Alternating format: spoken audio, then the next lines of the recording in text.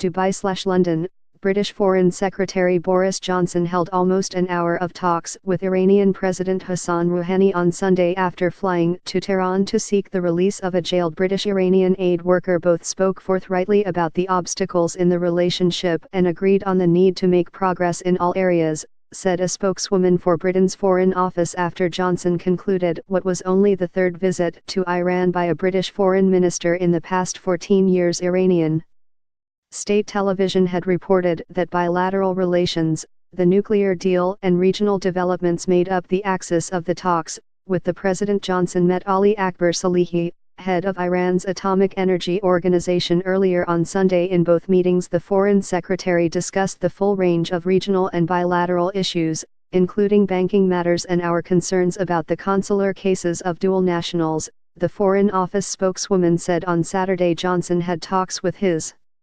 Iranian counterpart Mohammad Javad Zarif about consular cases of dual nationals such as Nazanin Zaghari Ratcliffe, who Britain says was visiting family on holiday when she was jailed by Iran for attempting to overthrow the government. The case has taken on domestic political importance after Johnson said last month that Zaghari Ratcliffe trained journalists, which her employer denies. Johnson later apologized.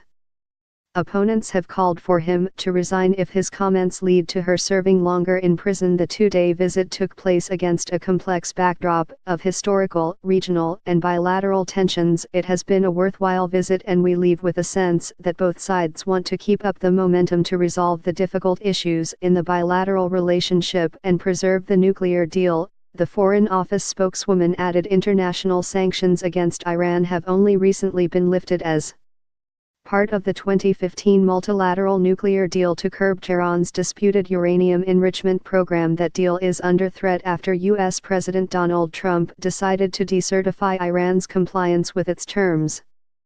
Johnson told Zarif he believed the deal should be fully implemented. The Foreign Office did not mention Zaghari Ratcliffe by name, although Johnson has vowed to leave no stone unturned in Britain's efforts to free her. A project manager with the Thomson Reuters Foundation, she was sentenced to 5 years in prison after being convicted by an Iranian court of plotting to overthrow the clerical establishment.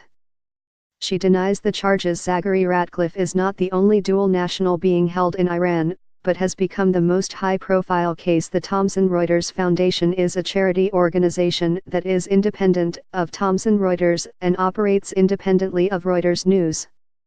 It says Zaghari Ratcliffe had been on holiday and had not been teaching journalism in Iran. Zaghari Ratcliffe has been told she will appear in court on Sunday, December 10, her husband Richard has said. Share on Facebook, share on Twitter.